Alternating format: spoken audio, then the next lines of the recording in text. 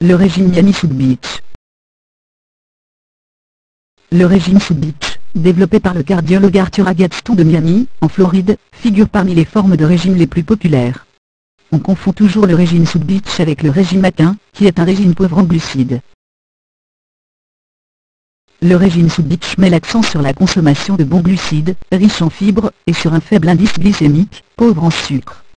Le régime South Beach a été développé à l'origine pour permettre à des patients souffrant de problèmes cardiaques de perdre du poids sans risque de cétose. La perte de poids était un effet secondaire qui s'est avéré bénéfique, ce qui a encouragé de nombreuses personnes à essayer ce régime. Selon la théorie du régime South Beach, les glucides fortement raffinés sont digérés rapidement, ce qui fait décoller le niveau d'insuline. Une fois tous les glucides consommés, le niveau d'insuline élevé dans votre sang vous donne envie de plus de nourriture saturée en glucides. Le régime South Beach est fondé sur le constat que les occidentaux sont fous de sucre, ce qui justifie aussi la phase d'induction. Au cours des 2 premières semaines, les personnes au régime tentent d'éliminer les mauvais glucides, tels que les céréales et certains fruits. Après cette phase, les aliments à base de céréales et les fruits sont réintégrés au régime en se concentrant sur les aliments à faible indice glycémique. Le régime South Beach insiste aussi sur la différence entre bons et mauvais glucides, sucre, ainsi que bons et mauvais lipides, graisse. Les bons glucides présentent un faible indice glycémique, ce qui signifie qu'ils sont digérés et absorbés lentement. Le régime South Beach proscrit tous les lipides malsains, comme les acides gras saturés.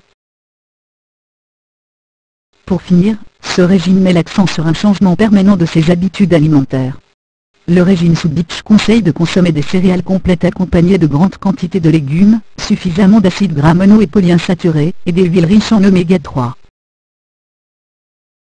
Le régime South Beach décourage la consommation d'aliments trop raffinés, comme la farine et le sucre. Selon les experts, le régime South Beach présente toutes les caractéristiques d'un régime sain, ce qui est une bonne chose.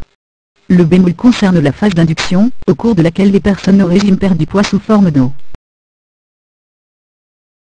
Perdre une grande quantité d'eau peut perturber les électrolytes sanguins. Aussi, si vous suivez le régime South Beach, il est préférable que vous soyez suivi de près par un médecin.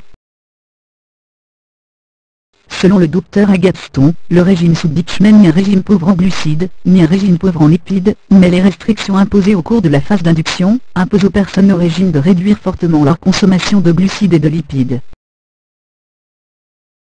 Le côté positif du régime South Beach est qu'il enseigne aux gens les bons aliments à éliminer pour réduire le risque de problèmes cardiaques et d'hypercholestérolémie, tout en les aidant à perdre du poids.